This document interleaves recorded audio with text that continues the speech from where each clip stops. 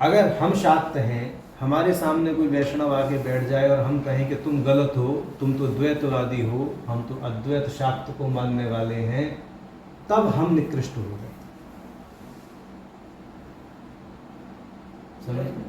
हाँ, मतलब हमने भी, जब हम परम तत्व को पूर्ण रूप से समझ गए, मान लीजिए ऐसा, ठीक, तो हमें फिर वो भेद की दृष्टि दिखाई ही नहीं देगी। ना तो हमें राधा कृष्ण से अलग दिखाई देंगी, ना हमें कृष्ण शिव से अलग दिखाई देंगे, ना हमें शिव दुर्गा से अलग दिखाई देंगे। हमें तो सारे स्वरूप उस परमात्मा के ही हैं ऐसा दिखाई देगा। जो वैभिन्न है उसके पीछे अद्वैत की जो माने जैसे माला में सूत्र है, उस तरह से वो चैतन्य की धारा दिखाई ही देती रहेगी। तो प्राय जो ये भेद करते हैं कि हम वैष्णव हैं, हम शैव हैं, हम शाक्त हैं, हम ये हैं, हम वो हैं, कहीं ना कहीं अपना अज्ञान ही प्रकट करते हैं। वास्तविकता तो ये है, जब आपको ज्ञान हो गया, आपको यह पता लग गया कि सब कुछ परमात्मा स्वरूप है ही, तो फिर भेद कैसा है?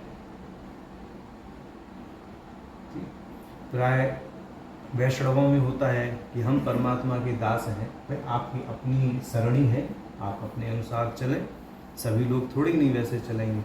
भिन्न भिन्न संप्रदाय विकसित हुए हैं। सनातन धर्म की विशेषता है कि हर तरह के व्यक्ति को अवसर दिया गया है। हमने पहले भी बोला, ठीक है, जैसे जैसी प्रकृति है, जैसे साधक की सात्विक है तो उसको उस धारा में, राजसिक है तो उसको उस धारा में, तामसिक है तो उसको उस धारा में, पूजा पाठ अर्चन साधना उपासना सपर्या वरीवस्या करने का अवसर दिया जाता है।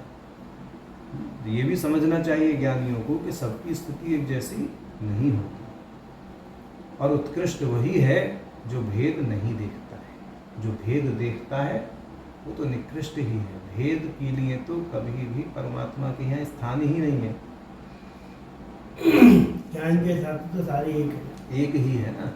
माने मूल तत्व को अगर हम लक्ष्य करके साधना आराधना कर रहे हैं, अब स्वरूप कुछ भी हो, उससे क्या फर्क पड़ता है नहीं। अब बहुत से तो ऐसे भी लोग हैं, हमने सुना है तत्त्वमसि, अहम ब्रह्मस्मि, प्रज्ञानम ब्रह्म, ये जो माने श्रुति वचन है, कोई मनगढ़ंत तो है नहीं। अद्वैत वेदांती अहम ब्रह्मस्मि इस महावाक्य का शोधित अर्थ लेते हैं, ठीक है। परंतु कुछ विद्वान ऐसे हैं, वो कहते हैं कि जी आप अहम ब्रह्मस्मि कहते हैं, आप तो अहंकार को ही पोषित करते हैं।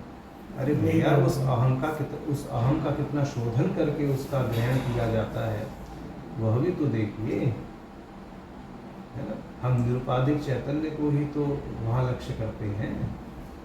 पूरी किताब भगवान ने मैं तो करी है, तो कौन सी करी है?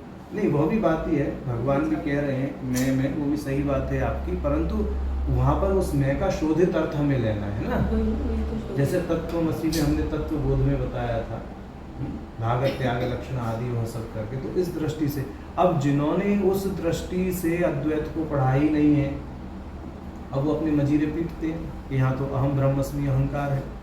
अरे भैया, शास्त्र तो पढ़ो।